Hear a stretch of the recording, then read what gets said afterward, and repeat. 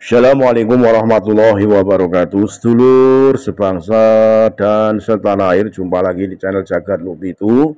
Semoga dalam keadaan sehat, tak kurang satu apa, rahmah barokah salam Allah curahkan untuk kita semuanya. Gusmus ya, baru-baru ini dalam haulnya Gus Dur menceritakan terkait dengan perjalanan beliau di samping di hadapan para pengurus Nahdlatul Ulama, pengurus besar terkait dengan peradaban. Beliau menceritakan saat mendampingi Gus Dur ke Mekah untuk bertemu dengan rajanya Wahabi, yaitu bin Bas. Setelah para delegasi, saat di situ ada pertemuan akbar, delegasi Indonesia tidak dipanggil-panggil. Sampai dengan bin Bas itu menuju tempat peristirahatannya. Setelah itu ada utusan bahwa delegasi Indonesia dipanggil untuk bertemu di ruang istirahat bin Bas. Gus Dur kala itu memperkenalkan diri terkait dengan Kiai Sahal, ya, dirinya sendiri, terus Gusmus yang diperkenalkan sebagai juru bicara, bahwasanya pada intinya bin Bas, dedengkotnya Wahabi, raja Wahabi, merasa kaget dan merasa kagum kepada Nahdlatul Ulama yang mempunyai warga yang begitu banyak.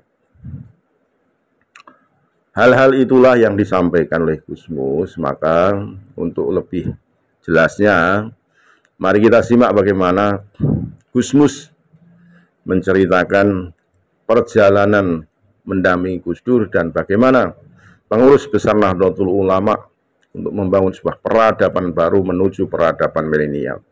Sekali lagi mohon maaf engkar mati Nusantara milik kita. Assalamualaikum warahmatullahi wabarakatuh. Tapi kiai-kiai desa yang mendirikan Nahdlatul Ulama itu sudah membuktikan ada budaya desa yang tidak bisa dilawan oleh budaya kota.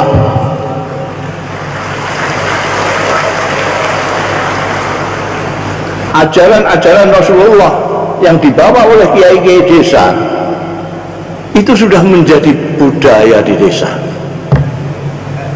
Orang desa tidak tahu dalilnya, tidak seperti orang kota, sedikit-sedikit dalilnya apa. Dikasih hadisnya sokeh apa enggak. Neng desa, kalau ada tamu langsung dihormati, tanpa ingat. Layu minu ahadukum.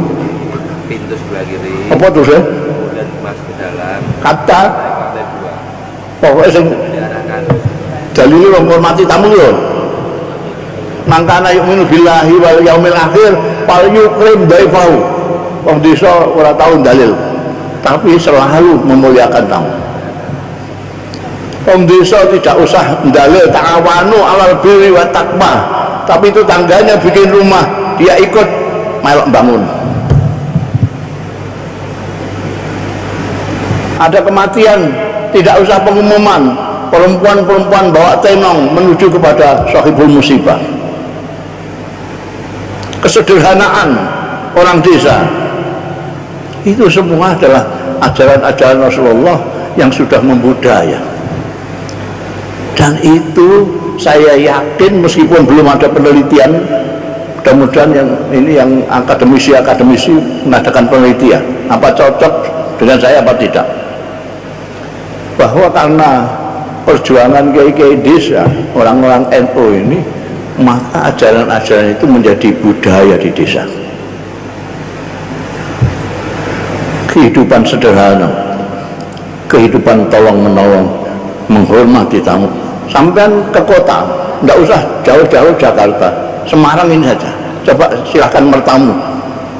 Yang pertama sampai ditanyai KTP. Sampai di desa belum ditanya apa-apa, sudah disuguhi minimal teh pahit. Ikraman lidzai. Jadi kalau ini ada peradaban,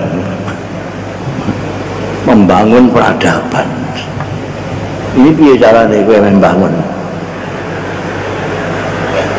Harus apa namanya, terumuskan dalam program-program sampean. Jangan tema, tetap tema saja. Perlu ada perumusan bagaimana kita bisa membangun peradaban itu. Kita memang besar. Saya mengatakan, saya pernah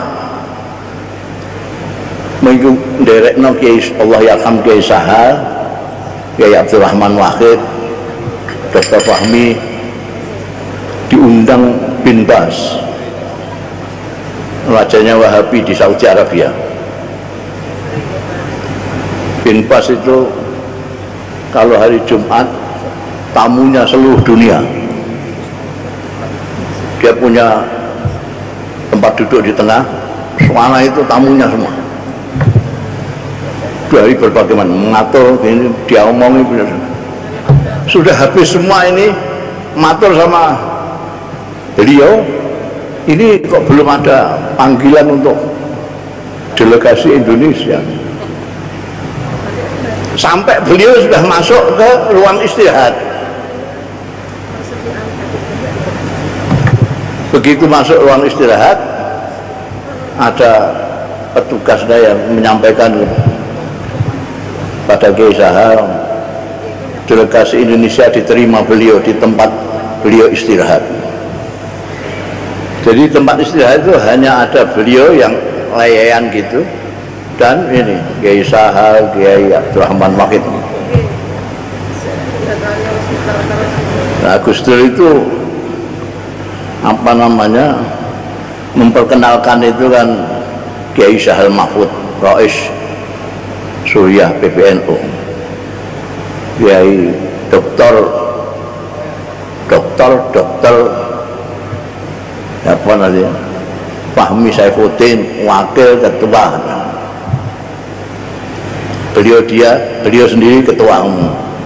Waktu mau mengenalkan saya kan, saya nggak punya jabatan waktu itu. Saya pastulan di Jakarta, orang itu dijak. Ini juru bicara. Lah padahal itu bisa bicara semua, ada jurunya. Itu kalau tidak Gus Dur tidak bisa itu. Ketika bin Bas itu bertanya, NU itu berapa anggotanya? Karena saya juru bicara, jadi saya yang jawab duluan. 50 miliar, 50 miliar, kaget dia. Pada waktu itu penduduknya dia cuma Saudi Arabia itu penduduknya cuma 20 juta. Ini kok ada organisasi kok 50 miliar. Begitu lihat dia kaget, saya tambahin, mungkin aksar min dzalik, mungkin lebih banyak lagi. Masya Allah, tabarakallah, dari mana kalian membiayainya? Lah ini terus aku lahiran dari juru bicara itu.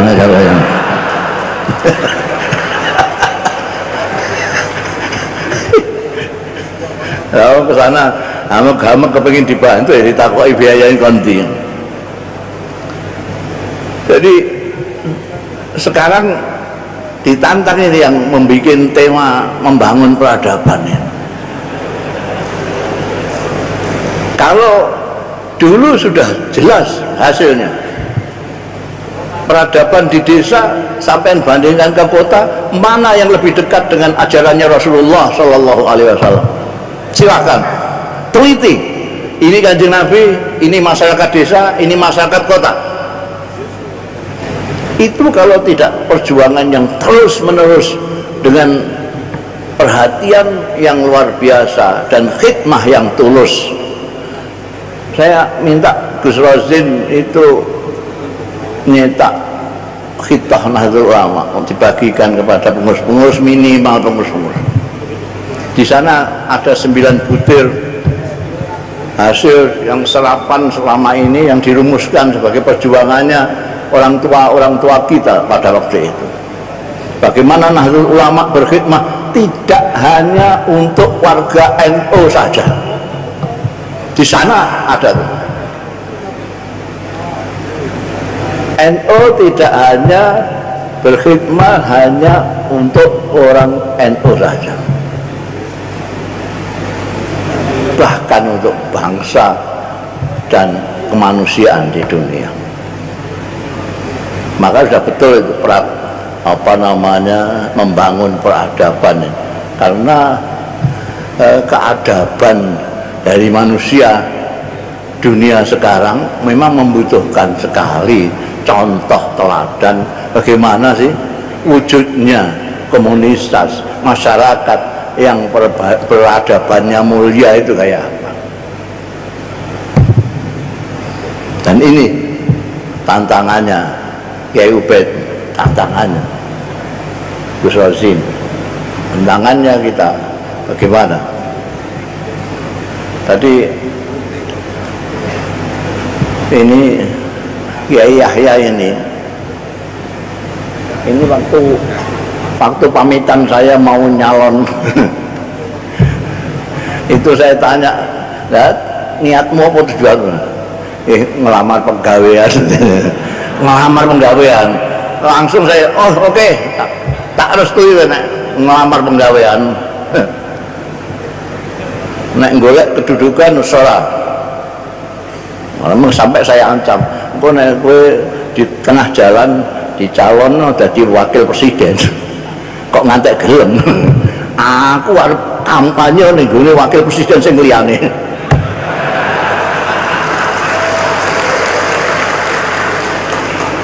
Oh, kowe niatmu golek penggawean. Nuwun restu iku menurut mbahmu Kiai Bisri Mustafa, restu donga iku ibarate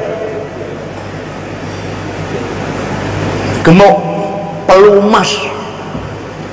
Donga restu iku pelumas. Kok njaluk restu baru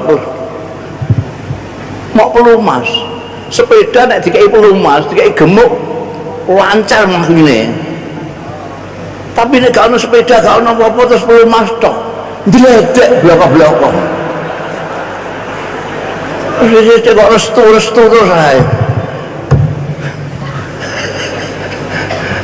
Lakoni dhisik lagi restu gitu.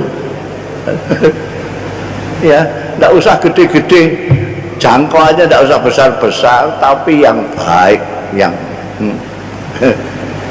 itu khalaqal mauta wal hayata liyabluwakum ahsan amal, bukan aksaru amal, bukan akbaru amal, ahsan amal. Berbuat yang baik, ya, berbuat yang baik untuk masyarakat, bukan hanya Indonesia saja tapi seluruhnya. Sing mengaku sudah berbuat itu sudah banyak sekali. Sekarang tinggal NU yang membuktikan betul-betul berbuat baik untuk kepentingan masyarakat ini. Saya kira itu lebih baik ndonga saja supaya gemui pengurus wilayah yang baru dilantik ini bisa bekerja dengan baik. Al-Fatihah.